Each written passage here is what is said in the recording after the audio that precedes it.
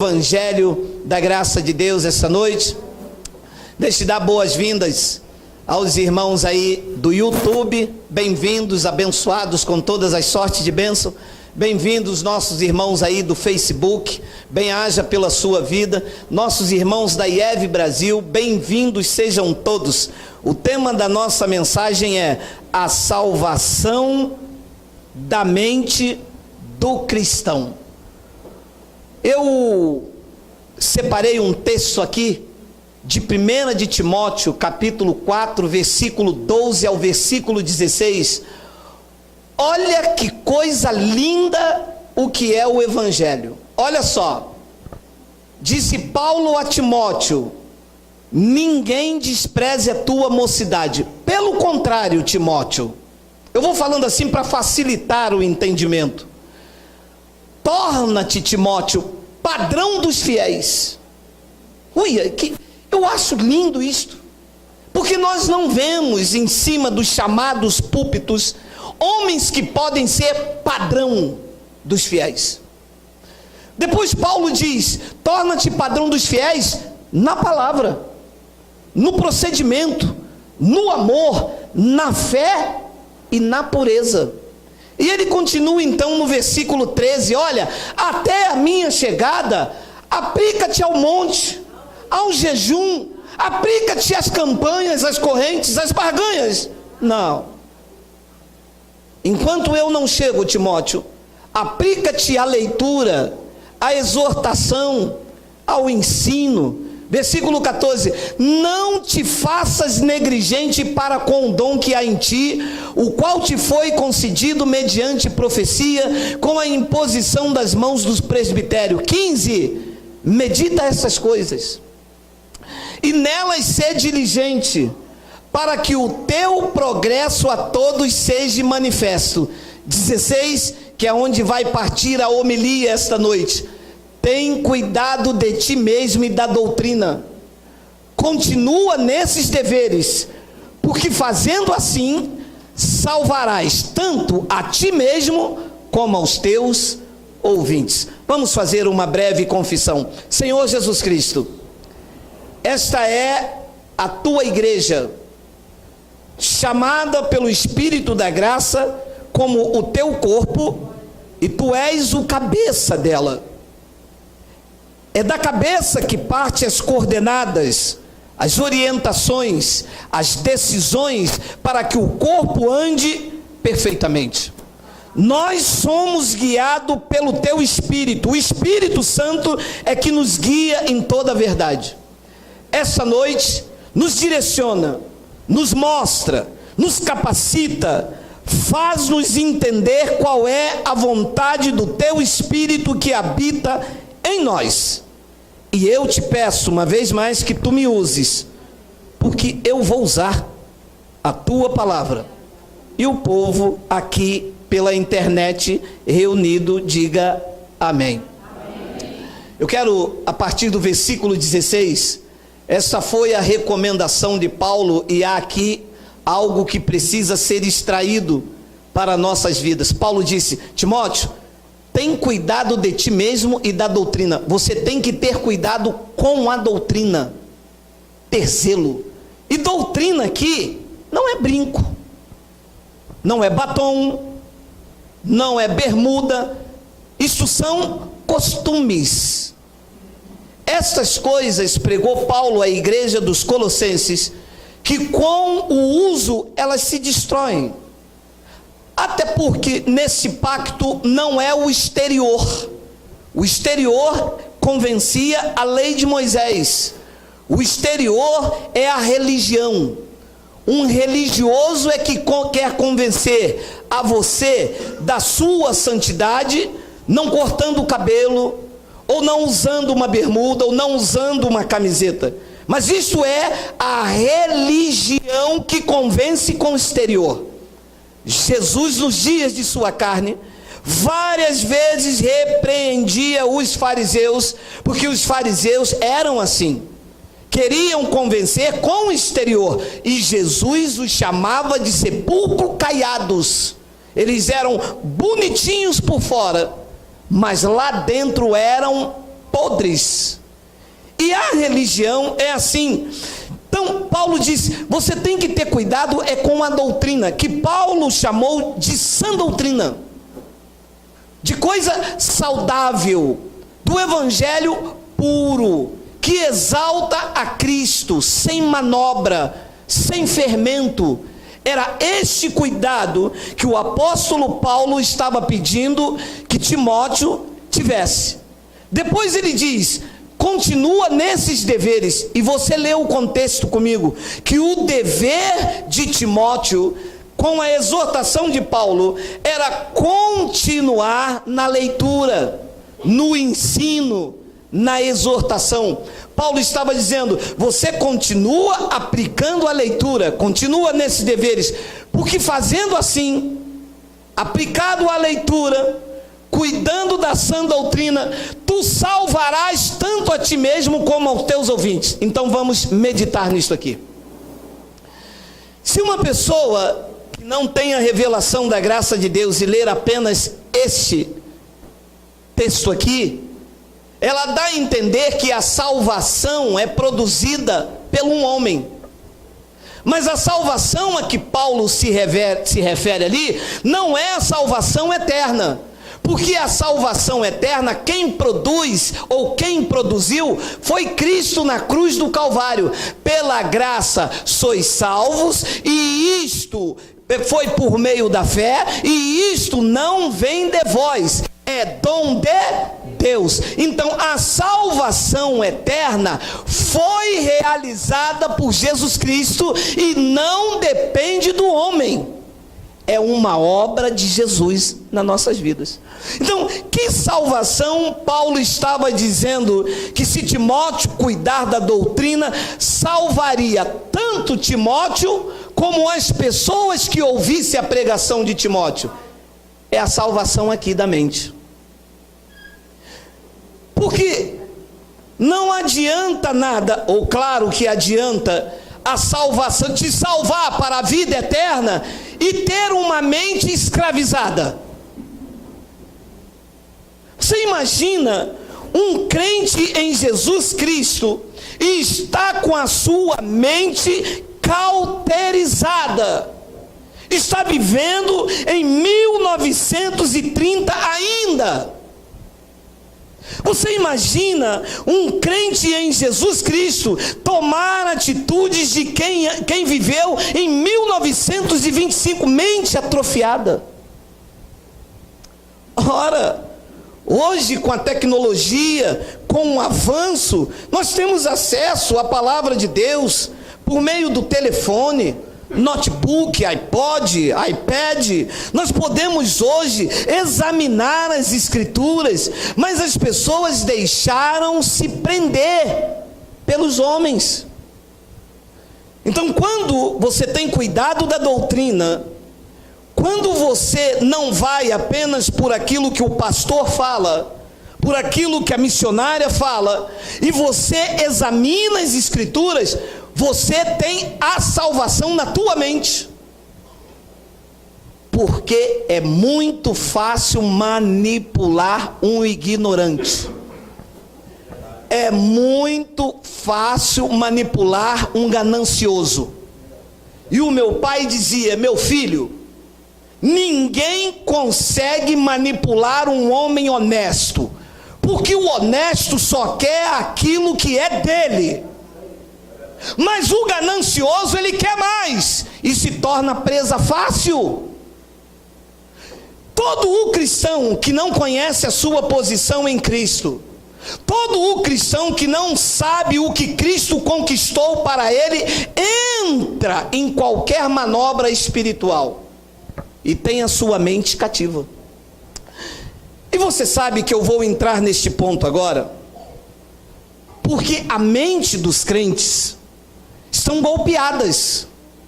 A consciência tem culpa. Eu não sei se os senhores já viveram isto, mas quantos e quantos e quantos que me ouvem pela internet que dormiram com a consciência pesada porque quebrou uma campanha? Você já passou por isto? de alguma coisa deu errada porque não deu o dízimo. Alguma coisa deu errado, está dando errado na minha vida porque eu quebrei a campanha da vitória. E dormem com culpa. E vão desenvolvendo uma consciência pesada. Por quê? Porque não receberam a verdade no Evangelho na sua mente para se salvar desses ataques nocivos na mente. Porque está aqui. Tudo começa aqui. Então olha o que diz o livro de Hebreus no capítulo 9, no versículo 13. Portanto, se o sangue de bodes e de touros e a cinza de uma novilha, aspergida sobre os contaminados, os homens com pecados na lei de Moisés, os santificam quanto à purificação da carne. 14. Muito mais o sangue de Cristo, que pelo Espírito eterno a si mesmo se ofereceu sem mácula a Deus, purificará a nossa consciência de obras mortas para servirmos ao Deus vivo. E é aqui que começa. Olha, mas eu estava falando isso com um jovem, ele disse, o senhor falou isso aí, eu não entendi nada. Eu disse para ele, há quantos anos você é cristão? Eu sou presbítero de uma igreja, eu estou há 32 anos na igreja. E não entendeu nada? 32 anos na igreja, abriu-se essa palavra e ele disse, mas eu nunca li isso na igreja. Então está com a mente cativa. Porque está claro para mim, que diz que na lei de Moisés, quando alguém estava contaminado com a sua carne, então se matava um animal, aspergia o sangue em cima dele, e ele ficava purificado. Diz que neste pacto, diz que Jesus Cristo, pelo Espírito eterno, que é o Espírito da graça, diz que a si mesmo se ofereceu sem mácula a Deus, purificará a nossa consciência de obras mortas. O que é uma obra morta hoje no pacto da graça? São as obras meritórias, são as obras da lei. Por exemplo, buscar a Deus no monte é uma obra morta, porque hoje Cristo não está no monte, Ele está na minha vida. Então quando eu não busco a Deus no monte, a minha consciência me ataca e diz, está vendo? Não fui ao monte. Olha o que aconteceu. Mas se a minha mente é purificada e eu entendo que Deus não está no monte, Deus está em mim, a minha consciência não me acusa mais. E cadê que os crentes entendem isso? 32 anos, presbítero com a mente culpada, quando Cristo se ofereceu para purificar a minha consciência, não é para deixar ela culpada. Você já viveu assim? Com a consciência acusando-te? Você já viveu assim, culpado diante de Deus? Você já viveu dizendo o que diz os legalistas, dizendo, é porque se eu não falar, pastor, Deus vai requerer o sangue dele da minha vida? É uma consciência contaminada, meu irmão. Você acha que Deus vai requerer o sangue de alguém que morreu da sua vida? Então você é responsável pela salvação de alguém, meu amado? Você não é responsável nem pela tua salvação, porque não foi você que se salvou, foi Cristo na cruz que te salvou. Então isso aqui é um drama, porque ele diz, se o sangue, bota o 13, Miguel, por favor, 13, portanto, se o sangue de bodes e de touros, é a lei de Moisés, e a cinza de uma novilha, aspergido sobre os contaminados, os santificavam quanto à purificação da carne, ora, nesse pacto, muito mais o sangue de Cristo, que pelo Espírito eterno, a si mesmo se ofereceu sem mácula a Deus, purificará a nossa consciência. A nossa está purificada. Eu tenho certeza no Espírito da graça que hoje não há culpa, não há medo, não há consciência pesada em você, porque o Espírito de Cristo libertou esse jugo que tinha na sua mente, imposta pela religião e pela tradição. Olha, se você não der o dízimo, diz a tradição, Deus vai soltar a mão sobre você. Isto gera liberdade ou gera culpa? Gera culpa. Porque o mês que você não tinha para dar, você pedia dinheiro emprestado, você não comprava o gás, você não pagava a luz. Por quê? Porque a tua consciência não tinha sido purificada pelo Espírito da graça. Não há culpa em nós. Ele nos comprou, somos propriedade exclusiva dele, pertencemos a ele. A manutenção da sua vida não pertence a você, pertence a Jesus. Então isso tira o espírito da culpa, isso purifica. Você sabe o que é uma mente está cativa, está gerando má consciência? É o que o sistema gera em nós. O sistema gera uma má consciência. Olha, eu vou ser mais claro, porque muita gente está chegando agora, na graça de Deus, não sabe o que é sistema. Sistema é a chamada igreja evangélica.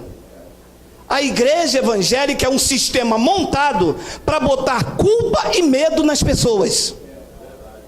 Hoje as pessoas têm medo de sombra, de relâmpago, mas você não tinha antes de entrar na igreja, você não tinha, você tomava banho na chuva.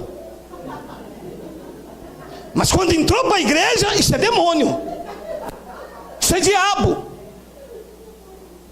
Então o sistema está aí, botando culpa e medo na mente das pessoas, e isto gera uma fortaleza na mente do crente, e ninguém tira mais, meu irmão. Se não for o Espírito Santo, não adianta que ninguém tira. É diabo sim, é diabo sim. Meu irmão, não é diabo, cara. É diabo, o pastor disse, porque criou esse medo, esta culpa, estabeleceu o sistema, a tradição, colocou isto na mente das pessoas. Olha o que Paulo disse em 2 de Coríntios capítulo 10, olha só. Porque as armas da nossa luta, da nossa batalha, elas não são carnais. Alô? Não adianta usar a carne nesse reino, não adianta usar carne. É porque eu estou numa luta aí, numa batalha aí, eu vou fazer um jejum. Ah, você vai deixar de comer? Mas quando você deixa de comer, você usa o espírito ou usa a carne? Mas as armas da nossa milícia não são carnais. Olha, meu amado, neste reino não se usa a carne para combater nada. Neste reino se usa o que a palavra diz a meu respeito. Então Paulo diz, porque as armas da nossa milícia não são carnais, e sim poderosas em Deus, para destruir fortaleza, anulando nós sofisma. Destruir fortaleza. Um pensamento na tua mente, mais de 24 horas, gera uma fortaleza e que ninguém tira mais. Se ele ficar estagnado na tua mente, mais do que 24 horas, ninguém tira. Está grávida? Isso é obra de macumbaria, hein? Deus está me dizendo que fizeram um trabalho para a irmã, hein? Meu Deus, mas é obra de macumbaria, mas o meu marido é homem de Deus. É homem de Deus, mas lembra que você quebrou o propósito? Meu irmão, a pessoa não dorme. O quê? Marido, vamos orar para Deus preparar o bebê e levar, que isso é do diabo, isso é do coisa ruim, isso é do 7 frecha. Mas um bebê, meu amado, você não tem noção de como isso acontece no Brasil e no mundo, nos chamados altares, gerando fortaleza, gerando tristeza na vida das pessoas. Você viu um tempo atrás aí, um homem botou uma arma ou se enforcou, teve 3 casos aí, o pastor se matou, meu amado. O que você acha? Que ele estava ouvindo palavra de vida? Você acha que ele estava numa reunião como essa, todo mundo atento ao que o Espírito Santo vai dizer? Se é pressão do pastor presidente que tem que gerar uma cota de dízimo mensal, meu irmão. E o homem não aguenta. Com mulher, com filho, vai ser mandado embora, vai para onde? E é Deus que está falando, e o pastor presidente diz, ó, Deus está me revelando que ele vai te abater. Chega uma hora que a pessoa dá um tiro, se enforca, acaba com tudo, porque gera uma fortaleza. E isto não se vence com armas carnais. Não adianta deixar de comer um miojo, não. Não adianta deixar de comer um hambúrguer, não. Porque fome não destrói fortaleza. O que destrói fortaleza é a palavra de Deus. É quando você tira esses maus pensamentos e coloca Deus aqui na tua mente. É isso que tira a fortaleza. É quando você descobre que você não é pó da terra, que você é um filho, é um herdeiro. É quando você descobre que Deus não solta a mão sobre você, porque você está na palma da mão do Pai, da onde ninguém te arrebata. Isso quebra a fortaleza. O que quebra a fortaleza não é você aqui tirar o dinheiro do seu remédio ou o dinheiro do seu gás para entregar a um homem pensando que está dando a Deus. O que quebra a fortaleza é quando você sabe que você é propriedade exclusiva de Deus e é Ele que tem a manutenção sobre a sua vida. Deus está mais interessado em te dar do que tomar o que é seu, meu amado. E Paulo diz então no versículo 5: e toda altivez que se levante contra o conhecimento de Deus, e levando cativo todo pensamento à obediência de Cristo. Então, quando uma fortaleza vem aqui me dizendo: Deus não me ama. Por quê, meu irmão? Todo mundo fala em língua, só eu que não falo. Deus não quer nada comigo. Por quê? Isso é uma fortaleza. A pessoa desiste. A pessoa diz: eu vou embora. Ela nunca consegue agradar a Deus. Está sempre faltando alguma coisa. Quando não conseguiu fazer a campanha, não conseguiu vir num culto de consagração. Quando não conseguiu vir num culto de consagração, não conseguiu libertar da bebida. Quando não conseguiu libertar da bebida, não conseguiu deixar de olhar para aquela mulher na esquina. É um espírito de pombagira, é um espírito do Zé Pilintra. Nada, nunca é um Espírito Santo na vida do crente. O apóstolo Paulo estava dizendo: nós temos que levar esta altivez, esta fortaleza que se levanta, é contra o conhecimento. Essas coisas não se levantam contra óleo, contra água depois da oração. Você vai na internet, vê se alguém está se levantando lá contra a água que dá o crente depois da oração, contra a fita que amarra no braço do crente. Vai na internet e vê. Mas contra o conhecimento de Cristo eles se levantam. Eles se levantam é contra o conhecimento. A única coisa que gera liberdade no crente é o conhecimento da palavra. E quando você abre a palavra, sabe o que eles dizem? A letra mata. Mas a letra que mata é a lei de Moisés, que eles apresentam dentro da igreja. A Bíblia não mata, meu irmão. O Evangelho não mata. Pelo contrário, o Evangelho dá vida aos que absorvem, aos que entendem. Então, o sofisma é um raciocínio que, embora pareça verdade, é inconsistente e enganoso. E eu tenho dito aqui: da onde é que saem as heresias pregadas aí? Daqui. Lenço de Paulo vendido a R$153. Tiraram da onde? Isso é um sofisma. Embora pareça verdadeiro, porque pegaram o lenço de Paulo e levaram, mas isso é inconsistente, incoerente e isso é enganoso. Porque Paulo não levou o lenço de ninguém, foi as pessoas religiosas que levaram. Mas tiraram isso da onde? Daqui. Jesus é a porta. Inventaram isso ou tiraram daqui? Tiraram daqui. Só que Jesus não é uma porta de madeira. Jesus é a porta que entra para a vida eterna. Então levar isto aqui, quebrar isto na vida dos crentes, só com o Evangelho. Paulo explicou em 1 de Timóteo, pode passar o 6, 1 de Timóteo, vamos lá? Ora, o intuito da presente admoestação visa o amor, que procede de um coração puro, de uma consciência boa e de uma fé sem hipocrisia. Consciência boa, pensamento sem culpa, mente sem acusação diante de Deus. Eu tenho certeza que a tua consciência diante de Deus é uma consciência boa. A graça de Deus tirou de você toda a culpa, tirou o medo do devorador. Que olha, tem pessoas aqui entre nós que quando entrou aqui pela primeira vez, mas quando eu olhei para ele, ele me olhou, eu falei: ih, rapaz, esse cara tem medo do devorador, porque ele ficou com medo de mim.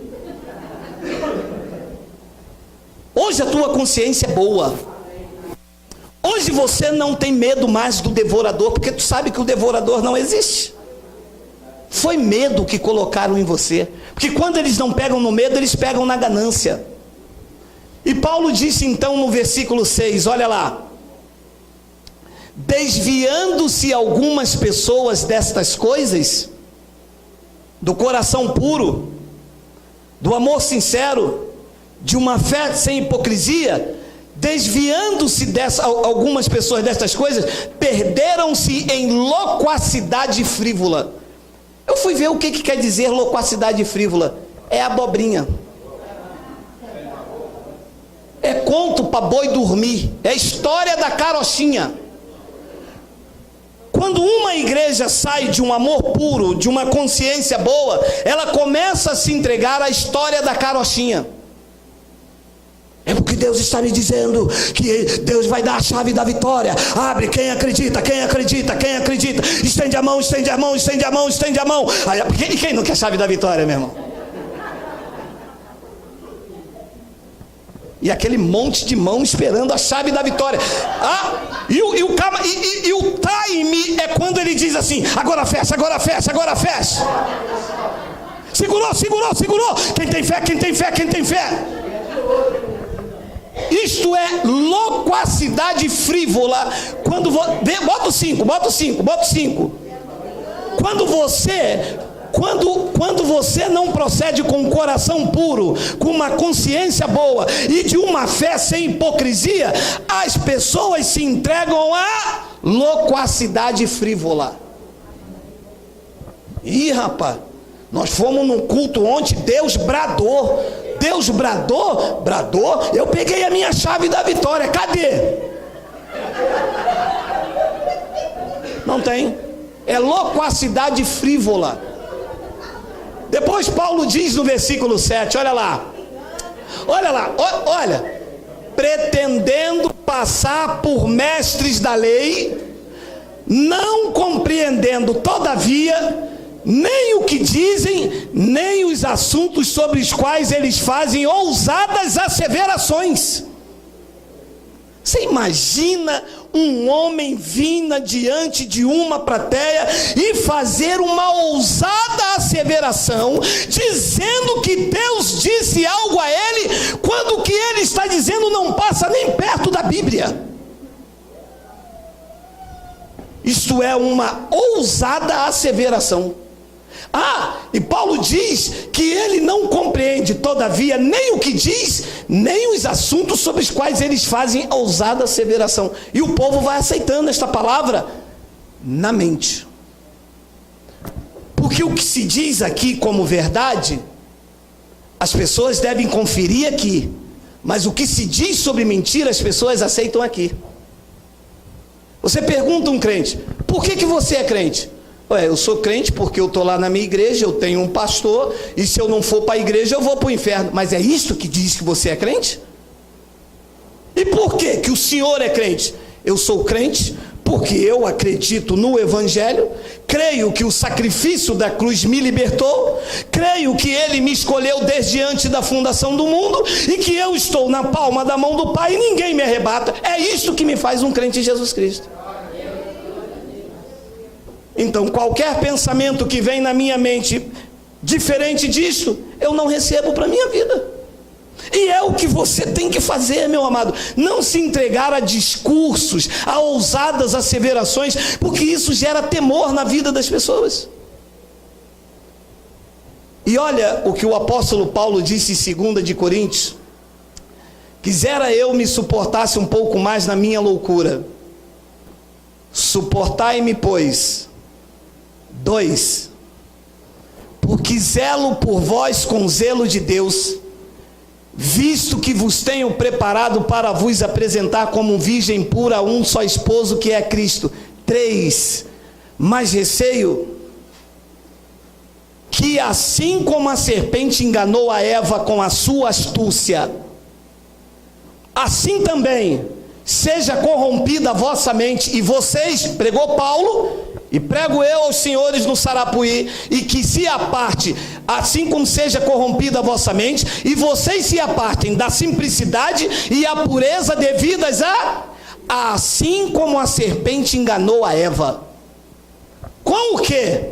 Com astúcia na mente.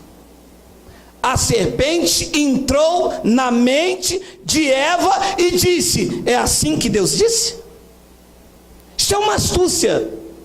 Confrontar a palavra de Deus na tua mente. Dizer: olha, esse negócio que esse pastor está pregando aí é novo. Eu nunca vi isso nas igrejas. Esse negócio aí que nós fomos batizados na cruz... Não, mas está lá em Romanos capítulo 3. Está lá, mas eu não aceito. Eu sou pastor há 200 anos, eu sou presidente da convenção. Então eu só devo aceitar o que o presidente da convenção diz, não o que diz o evangelho? Então a minha mente vai ficar corrompida, porque eu tenho que aceitar o que o evangelho diz, não o que diz o pastor presidente. Então isso aqui, fugindo da verdade, é uma astúcia, e que vai corromper a minha mente, e que vai me fazer apartar da simplicidade e da pureza que é devida a Cristo. Você entra dentro de uma igreja, aí o pastor aqui leiloa Jesus. Quem quer Jesus? Quem quer Jesus? Quem quer? Eu não vou parar porque eu sei que o diabo está prendendo alguém na cadeira. E fica essa guerra na cadeira, o diabo te prendendo aí, o pastor leiloando Jesus aqui, e o diabo prendendo na cadeira. Depois de muito custo, o crente vence o diabo na cadeira e vem aqui na frente. Olha o embaraço para servir a Deus. Depois que ele vem aqui na frente, o pastor manda um anjo escrever o nome dele no livro da vida. Aí, o diabo vencido na cadeira, ele vem aqui na frente e o anjo escreve o nome dele no livro da vida. Depois é preciso ele fazer classe catecúbitos, que é um estudo para ele ser batizado e se tornar uma nova criatura. Nesse período, ele não pode beijar a namorada, ele não pode tocar o instrumento, ele não pode comer o pão nem beber o suco, porque nesse período ele ainda é um pecador. Depois que ele se batiza, ele recebe então uma carteira de membro, um certificado de batismo, e só pode tomar a tal ceia se ele for um dizimista. Porque tem a mente corrompida, porque entrou na mente dele uma astúcia, e ele se apartou da simplicidade e da pureza que é devida a Cristo. Servir a Deus não precisa dessas manobras. Servir a Deus é simples. É você reconhecer o que Cristo fez na cruz. Porque quem está em Cristo é uma nova criatura. As coisas velhas já passaram e em Cristo tudo se fez novo. Na cruz do Calvário havia um do lado direito e um do lado esquerdo. O do lado esquerdo blasfemava porque era um filho da perdição, era um bode, sua posição é do lado esquerdo. Os eleitos, igual a você, que andam do lado direito da mesa, estava lá o ladrão na cruz e disse: Senhor, lembra-te de mim quando entrares no teu reino. Sabe o que se fosse os pastores ia dizer? Desce, batiza nas águas, depois volta, toma ceia, dá o dízimo, porque senão você está me roubando e no céu não entra ladrão. Não. Pureza e simplicidade devida a Cristo. Jesus disse: hoje mesmo estarás comigo. Hoje. Isso é uma pureza que é devida a Cristo. Quando você reconhece que Cristo está na sua vida, não precisa de manobra, não precisa de script pastoral, não precisa uma barganha toma lá e dá cá. É preciso apenas crer na obra da cruz, e você faz parte do corpo de Cristo para sempre, porque os que vêm a Cristo, de maneira nenhuma Ele lançará fora, de maneira nenhuma. Mas se tiver astúcia na mente, começa a dizer: você vai perder a salvação. Deus não está se alegrando de você. Cuidado que fizeram um trabalho para você. O diabo está usando a tua boca, varoa. Eles adoram falar que o diabo usa a boca. Quando você diz a verdade, diz a verdade para o pastor, que ele vai dizer: o diabo está usando a tua boca, hein? Mas receio que assim como a serpente enganou a Eva com a sua astúcia, assim também seja corrompida a vossa mente. Crentes com mente corrompida. Pastor, mas e se o diabo vir? Você está com mente corrompida. Pastor, e se eu perder a minha salvação? Você está com a mente corrompida. O vírus da religião se instalou na sua mente. E é preciso agora atualizar o software. É preciso agora vir com a palavra da graça de Deus, lavar a sua mente com o Evangelho. E uma irmã me disse: o que o senhor faz lá na igreja é dar uma lavagem cerebral. Eu disse: acertou? Se você acertou, é exatamente isso que eu faço, só que eu faço uma lavagem cerebral com a palavra. Eu tiro os ataques, eu tiro a condenação, eu tiro a ameaça, eu tiro o medo, eu tiro o pânico e boto a segurança que há na pessoa bendita de Jesus. E o crente sai daqui com a mente lavada. E o crente sai daqui, não tem medo, ele não tem medo de passar na linha amarela. Sabe por quê? Porque ele sabe que ele é templo do Espírito Santo, que cai 1000 ao seu lado, 10.000 à sua direita, e ele não é atingido, porque Deus dá ordem a anjos a teu respeito. Você recebe assim? Você recebe? Você recebe? Olha eu lavando a tua mente aí, ó.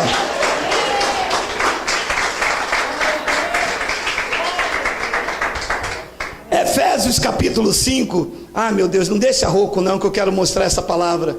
Maridos, amai vossa mulher, como também Cristo amou a igreja, e a si mesmo se entregou por ela. Look for me, como diz a minha professora Fabi. 26, para que a santificasse, tendo-a purificado por meio da lavagem de água pela... É o que eu faço na sua mente. Lavo a sua mente com a lavagem pela palavra. Eles instalaram o medo, eu boto a fé. Eles instalaram o pânico, eu boto a justiça de Deus. Eles colocaram a obra, eu tiro a obra e boto a graça. Pela lavagem da palavra.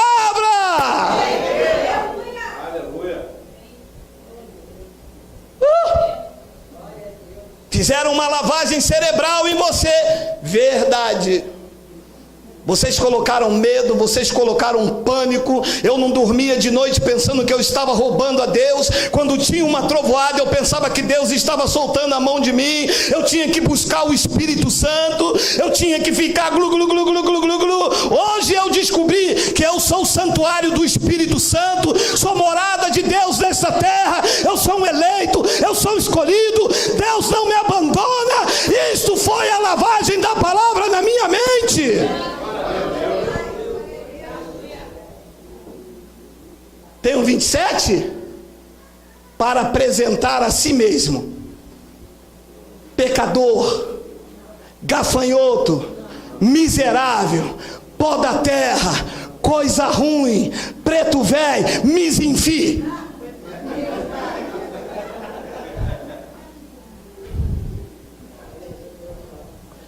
Ele lavou a igreja pela lavagem da palavra, para apresentar a igreja a ele mesmo, igreja gloriosa, sem mácula. Olha você, porque a igreja é você, não é o templo, não é a parede. Igreja somos nós. Olha quem é você, lavado pela palavra. Igreja gloriosa, sem mácula, nem ruga, nem coisa semelhante, porém a igreja que é você é santa e sem defeito. Você recebe isso? Diga: Abba, Pai. Olha a palavra lavando a tua mente. Aí, com a mente corrompida, o pastor vem aqui e diz assim: pecador, você rouba a Deus, tu é pó da terra. Aí a pessoa chega em casa que se afastou dessas verdades, ela entra dentro do quarto e diz: Senhor, eu não valho nada, Senhor, eu vou morrer.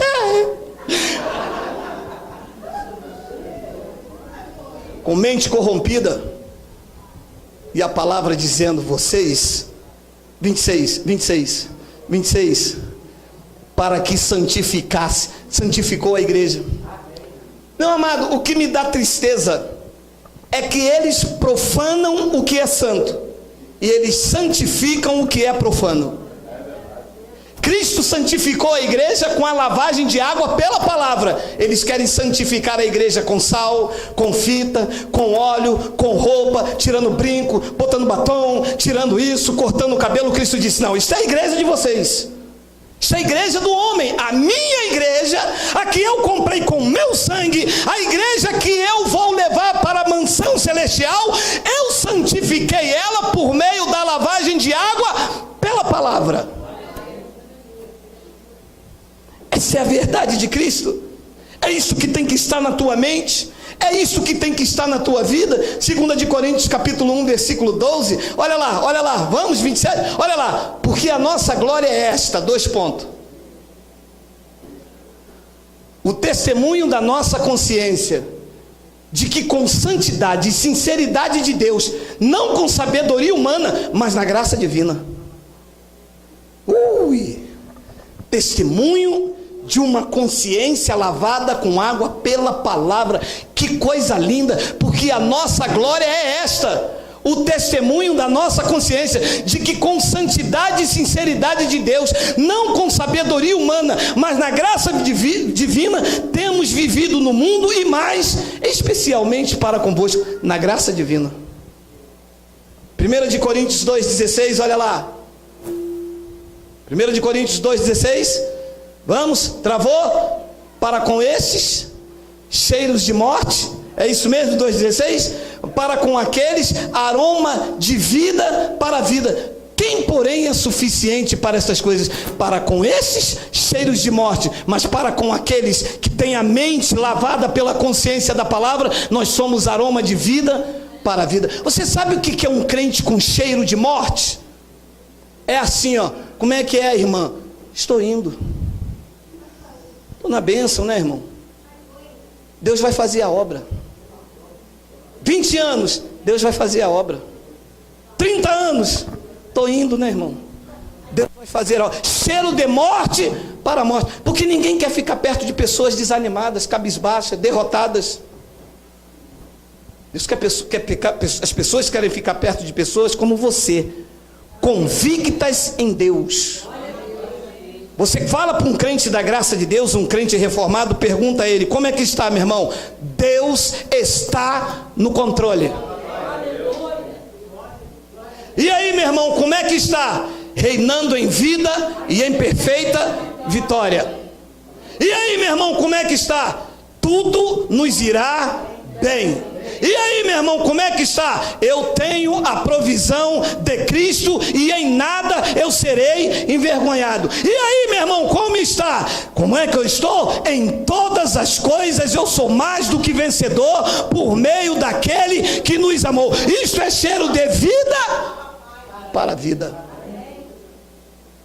Você chegar num lugar, o pastor está desanimado. Olha, irmãos, o diabo está furioso com a nossa igreja. Eu pego minha Bíblia, ó. Ou está no lugar onde o diabo está furioso com a igreja, meu irmão? Quero estar no lugar onde Cristo está reinando. Quero estar no lugar de pessoas convictas do seu chamado, de pessoas imbatíveis, que têm foco, que têm determinação, que têm ousadia para vencer este mundo que jaz em trevas. Eu quero ver pessoas cheias do Espírito Santo de Deus, desafiando o perigo, vencendo, determinadas. É isso aqui que é aroma de vida para a vida. E aí, varão? E aí que o inimigo está furioso, né, cara? Você não está vendo não? Aí o pneu do carro furou aí. E aí, irmão, vai fazer o quê? Vai fazer o quê? Vou fazer um jejum.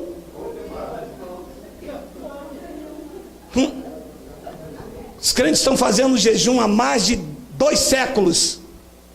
Os pneus do carro continuam furando. Os crentes estão buscando Deus no monte desde quando se escreveram Bíblia e nunca encontraram. Isso é cheiro de morte para a morte, meu irmão. Eu quero aroma de vida para a vida. Eu quero tirar essas coisas da minha mente. Eu quero tirar esses ataques da minha mente. Eu quero colocar na minha mente a palavra de Cristo. Eu quero o que tem que estar aqui na minha mente é o Evangelho de Cristo. Efésios 4, 22, olha só. Efésios capítulo 4, versículo 22. No sentido de quanto ao trato passado, vos despojeis do velho homem, que se corrompe segundo a concupiscência do engano. 23. E vos renoveis no espírito do vosso entendimento. Entendimento renovado no espírito. 10 anos acreditando, pensando a mesma coisa. 2001, o inimigo é sujo. 2005, o inimigo é sujo. Isso não muda na tua mente não, meu amado. Isso é falta d'água da palavra. 2015, o inimigo é sujo. 2017, culto da vitória. O ano. Meu amado, falta 10 minutos para acabar, mas deixa eu te dizer uma coisa. Mas como o crente gosta desse negócio de o ano da vitória, o ano de Gideão, o ano da celebração de não sei quem, e nunca vem essas vitórias, nunca vem nada. Não renova o entendimento. Ei, amado, estamos em 2018, está na hora de renovar o entendimento. Está na hora de você acreditar que você é santuário do Espírito Santo. Está na hora de você acreditar que Deus não te abandona. Está na hora de você acreditar que você não é servo, é filho. E como filho você é herdeiro de Cristo, meu amado. Esse entendimento vai ser renovado quando? E Paulo diz no versículo 24: e vos revistais do novo homem, criado segundo Deus, em justiça e retidão, procedente da verdade. E vos revistais do novo. Eu estou revestido de um novo homem, porque quem está em Cristo é uma nova criatura. As coisas velhas, meu amado, se passaram, tudo agora se fez novo, inclusive a minha forma de pensar, de ver, de agir, segundo o Evangelho de Cristo. As pessoas não podem dar um passo, as pessoas não podem visitar uma outra igreja. Se comprar um sapato, o pastor tem que passar o óleo. Se comprar uma bicicleta, o pastor tem que ungir. Se comprar uma casa nova, tem que dar o dízimo de quanto comprou. Se vender, tem que dar o dízimo de quanto vendeu. Não, mas você não vai renovar o teu entendimento, não? Tira isso da tua mente. Você é livre em Cristo Jesus. Ele te fez livre. E vos revistais do novo homem, criado segundo Deus, em justiça e em retidão, procedentes da verdade. Se não estiver em linha com a epístola de Paulo, meu amado, nós não recebemos, porque isso traz engano na mente. E eu quero terminar com Filipe. O pessoal da internet está reclamando com vocês, hein? Filipenses capítulo 4, versículo 6 diz, olha essa palavra: não andeis ansiosos de coisa alguma. Em tudo, porém, sejam conhecidas diante de Deus as vossas petições pela oração, pela súplica, com ações de graça. Você vê que em graça é até diferente. Olha a forma de oração que Paulo diz. Porque os crentes não fazem oração, fazem petição. Vem cá. Se Deus te dá o que você não merece, porque graça é o favor imerecido, como que você vai pedir alguma coisa a Deus se você não merece? Ora, se eu não mereço, eu tenho que agradecer. Então, ao invés de eu acordar amanhã e pedir um carro, Senhor, muito obrigado pelo que eu tenho. Ao invés de eu acordar amanhã e pedir uma casa, eu não tenho uma casa, porque Ele acha que eu não mereço, porque Ele só vai me dar aquilo que eu não mereço, porque é por graça. Graça é favor e merecido, mas ensinaram o povo de Deus a pedir e não a agradecer. Ações de graça é agradecer por aquilo que eu tenho. Então Paulo diz que as vossas petições, e petições ali não é pedir em forma de barganha, é citar diante de Deus uma necessidade. Senhor, tu sabes o que eu preciso, eu te agradeço então. Porque Deus sabe o que você precisa. Meu amado, me permita abrir aqui um parênteses. Existem pessoas aqui que se tiver R$1 milhão, nós nunca mais a veremos. Aqui que eu digo, não aqui nessa esfera, mas nesse cotidiano. Mas existem pessoas que ela pode ter R$10 milhões, para ela é como se ela tivesse 1.000. E Deus sabe que eu não posso ter um Corolla 2018 nem 2019. Deus sabe que o que eu preciso é o que Ele me deu. Amém. E o que Ele me deu, eu apresento como petições e ações de graça. Isso que Deus espera de mim. Você acha que Abraão pediu o que a Deus? Nada. Deus disse, vai, vou te levar para uma terra que eu vou te mostrar. Abraão, vamos embora.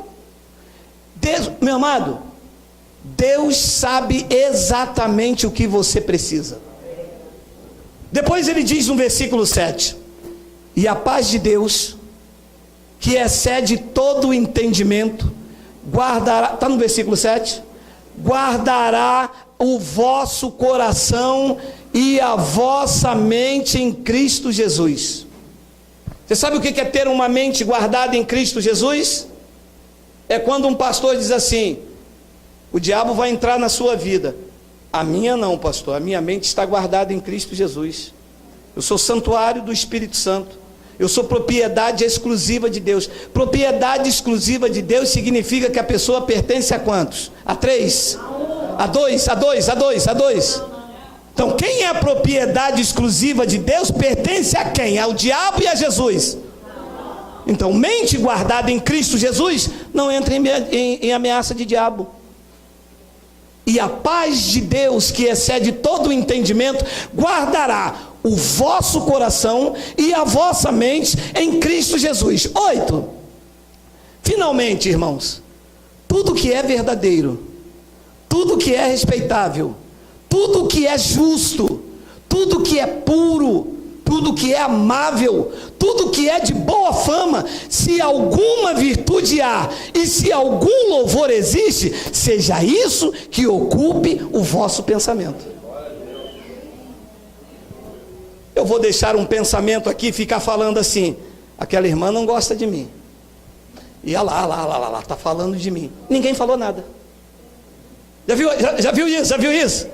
A pessoa ali falou, ela está falando mal de mim, ó. Tá sim, você ouviu? Não, mas eu sei. Sabe como você é Deus?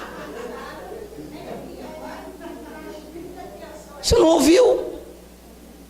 Só pode falar se você ouvir, você não ouviu. E isso aqui começa a corromper a mente. É que tramaram contra mim, tá vendo? Eu sei, lá tem grupinho, eu sei, eu vi. Quando eu cheguei na firma de manhã cedo, eles comeram o pão todo. Se deram mal, eu estava no mistério, não queria mesmo.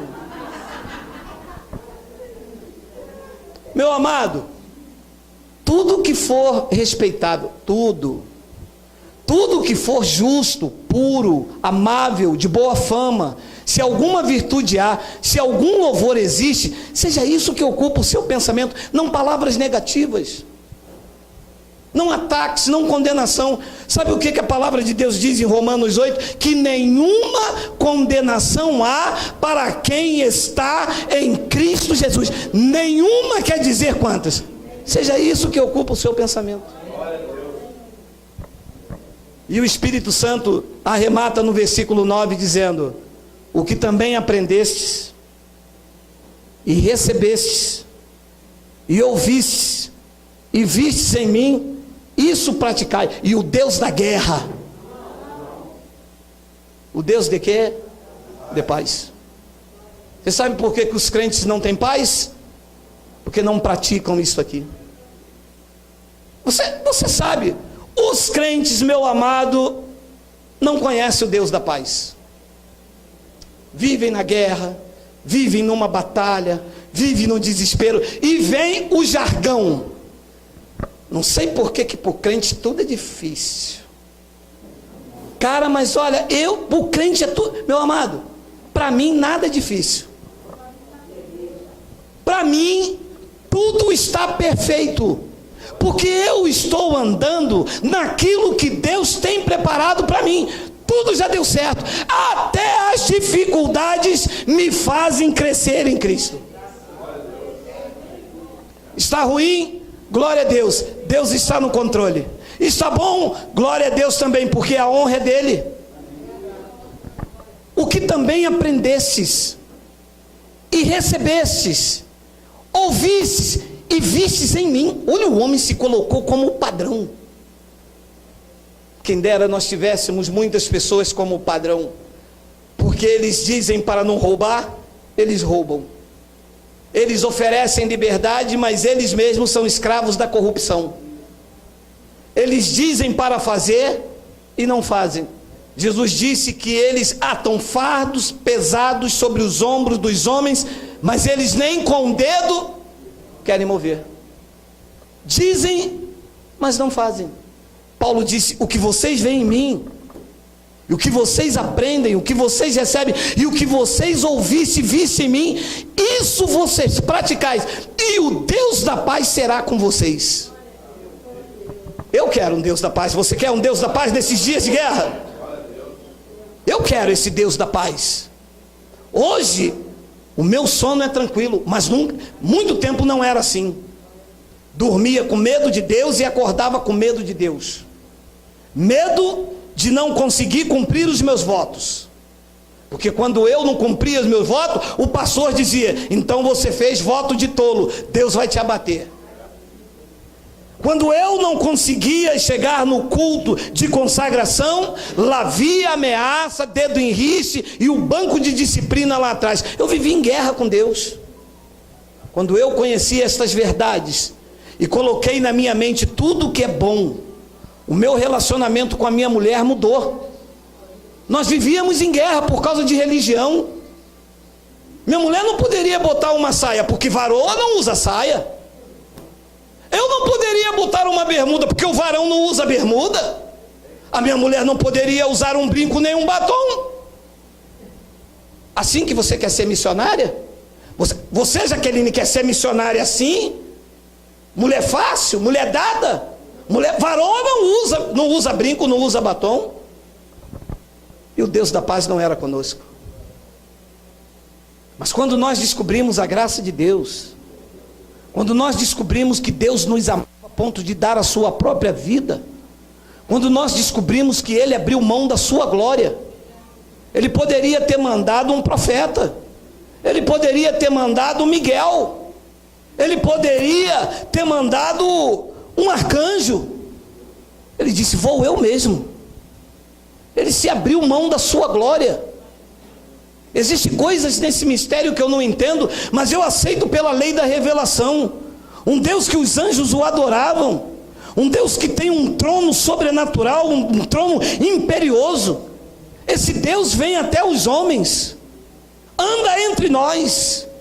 Há relatos que chicotadas nas suas costas abriram as suas costas a ponto de os ossos da costela ficar à mostras, para que os pastores subissem no altar hoje e enriquecessem com mansões no Airbnb, e o povo passando fome sem conhecer a sua posição, trabalhando como escravo para sustentar os bispos, trabalhando como escravo para sustentar os apóstolos, para fazer uma obra de Deus. Vou parar para refletir com você. Você compra um terreno e vai construir nesse terreno. Esse terreno tem que dar dinheiro para você construir lá? Ora, se esse terreno é seu, quem tem que comprar o material? Você. Quem tem que contratar os ajudantes? Você. Quem tem que mandar botar piso e comprar os pisos? Você. Se a obra é de Cristo e você é uma obra de Cristo, porque Ele te comprou, você recebe? Recebe. Quem é que tem que manter você? Cristo. Quem é que tem que manter você com saúde? Cristo. Porque você é propriedade dEle. Não é você que tem que dar nada a Ele, é Ele que tem que dar a você. E como é que eu vou ter um Deus da paz se me ensinam o contrário? Ora, comprei um terreno, eu vou construir, o terreno não pode mandar, eu posso chegar lá no terreno e falar: terreno, eu te comprei, me dá dinheiro para me construir a minha obra no meu terreno. Como, meu irmão? Como é que eu vou dar dinheiro para Deus fazer a obra que é dele? Se a obra é dele, quem tem que gerar o dinheiro é Ele. E como é que se tem um Deus da paz assim, debaixo de ameaça? Como é que se tem um Deus da paz se não tem amor na igreja? Como é que se tem um Deus da paz se o que prega não está em linha com isso aqui? E eles vão dominando a nossa mente, a ponto de eu e minha esposa brigar por causa da religião. Não éramos felizes, na religião não éramos felizes. Ela via um Deus de uma forma, eu via um Deus carrasco e mau. Ela dizia para mim: meu filho, mas é por graça, é por amor, Deus nos comprou. Eu disse: não, Deus nos comprou, mas se eu não der o meu dízimo... Mas meu filho, se nós tirarmos hoje R$300 e nós pagamos 500 de aluguel, nós vamos ficar devendo aluguel. Nós vamos ficar devendo aluguel, dizia eu, mas eu devo o aluguel, mas não devo a Deus. Ela dizia: como que você vai dever a algo que te comprou? Se Ele me comprou, eu não posso dever nada a Ele, gente. Vocês são propriedades de Cristo, vocês recebem isso? Como que vocês vão dever algo a Cristo se Ele comprou vocês? Não tem como dever. É isto que o apóstolo Paulo ensinou para libertar a mente dos crentes. E os crentes estão com suas mentes cativas, achando que devem a Deus, quando na verdade Deus comprou vocês. Então, isso que vocês aprenderam e receberam, isto que vocês ouviram e que vocês viessem em mim, isto praticai, diz o Espírito Santo, e o Deus da paz será convosco. Eu quero um Deus de paz para mim e para você. Chega de guerra, chega de ameaça, chega de culpa, chega de medo. Você é livre em Cristo Jesus. Você é a pessoa mais maravilhosa desta terra. Não existe ninguém igual a você. Você é único e exclusivo na obra da criação. Você é tão especial que Deus veio morar dentro de você. Ele não fez as estrelas semelhante a Ele, Ele não fez a lua semelhante a Ele, Ele não fez as montanhas, Ele não fez o mar, Ele fez você. Você é a imagem e semelhança de Deus, a menina dos olhos dele, a paixão de Deus chama você. E o Deus da paz seja com cada um dos senhores. Assim seja, assim disse o Espírito da graça de Deus. Vamos ficar de pé.